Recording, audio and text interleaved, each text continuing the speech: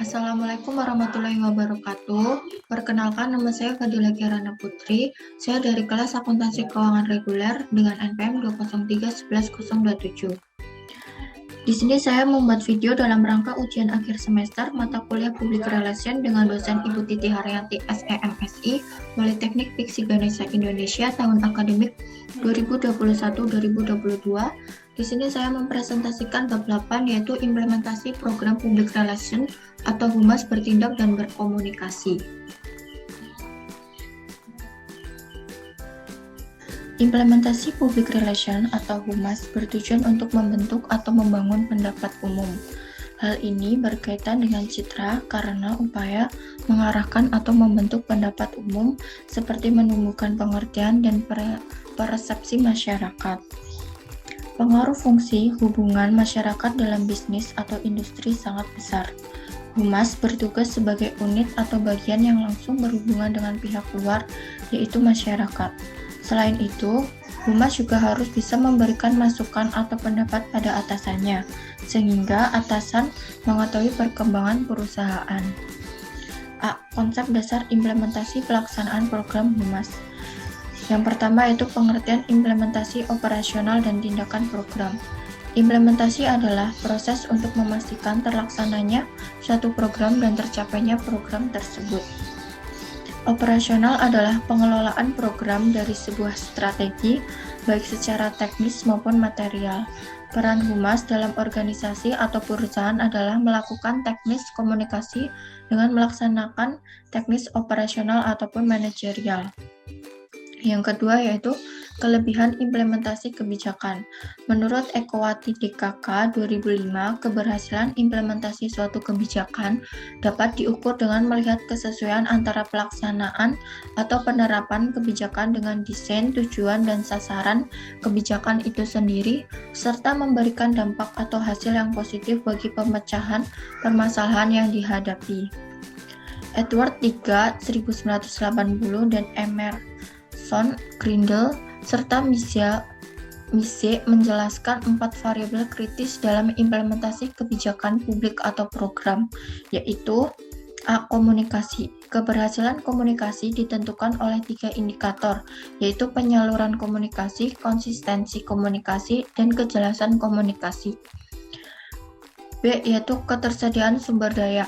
Sumber daya manusia, aktor penting dalam pelaksanaan kebijakan dan merupakan potensi manusiawi yang melekat keberadaannya pada seseorang.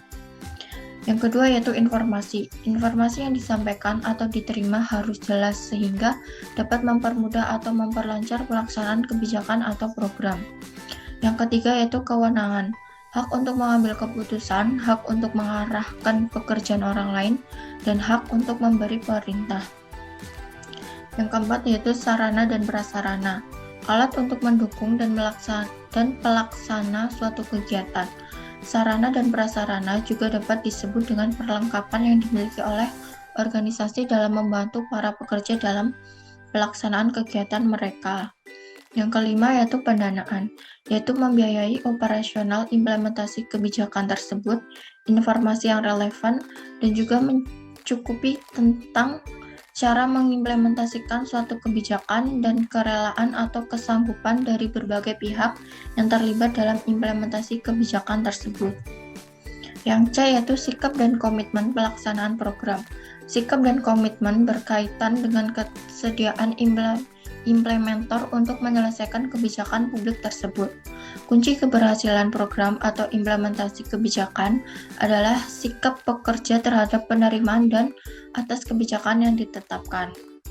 D yaitu struktur birokrasi.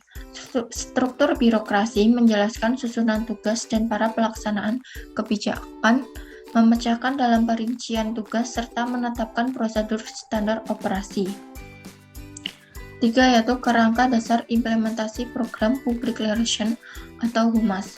Menurut Cutlip, Center, dan Broom 1999, tindakan kehumasan adalah tindakan tanggung jawab sosial oleh Departemen Humas atau bagian lain dari perusahaan. Tugas Humas yaitu kemampuan dalam membingkai pesan, pemilihan media yang tepat, kemampuan memahami penerimaan pesan. Tindakan public relation atau strategi aksi atau action strategi atau strategi tindakan public relation mencakup berbagai hal termasuk melakukan perubahan pada kebijakan, prosedur, jasa, dan tingkah laku organisasi atau perusahaan. Komunikasi dalam public relation memiliki fungsi sebagai katalisator untuk menginterpretasikan dan mendukung strategi tindakan.